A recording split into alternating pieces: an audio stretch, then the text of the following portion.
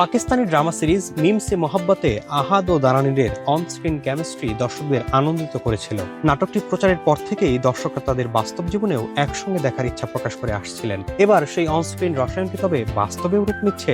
সম্প্রতি থাইল্যান্ডে এই জুটির গোপন ছুটি কাটানোর একটি ছবি নেট দুনিয়ায় ছড়িয়ে পড়ার পর থেকে শুরু হয়েছে তুমুল জল্পনা কল্পনা।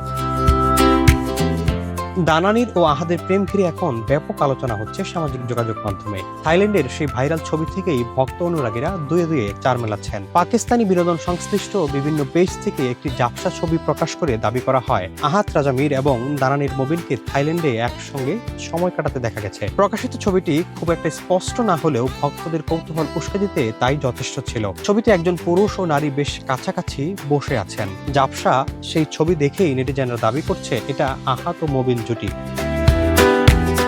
সহ অভিনেত্রীদের সঙ্গে প্রেমের গুঞ্জন অবশ্য নতুন কিছু নয় আহাদ রাজা মীরের জীবনে। এর আগে ইয়াকিন কা সফর নাটকের তুমুল জনপ্রিয়তার পর অভিনেত্রী সাদাল আলীর সঙ্গে তার বাস্তব জীবনের প্রেম ও বিয়ে হয়েছিল, যদিও পরবর্তী সময়ে সেই সংসার টেকেনি এবং তাদের বিচ্ছেদ ঘটে। অন্যদিকে সামাজিক যোগাযোগ মাধ্যমে এই ছবি ও সম্পর্ক নিয়ে এত আলোচনা সমালোচনা চললেও এখন পর্যন্ত আহাদ রাজা মীর কিংবা দানানির মোবিন কারো পক্ষ থেকে আনুষ্ঠানিক কোনো বক্তব্য কিংবা প্রতিক্রিয়া দেখা যায়নি। তাদের এই নীরবতা যেন গুঞ্জনের তালে আরো বেশি করে হাওয়া দিচ্ছে।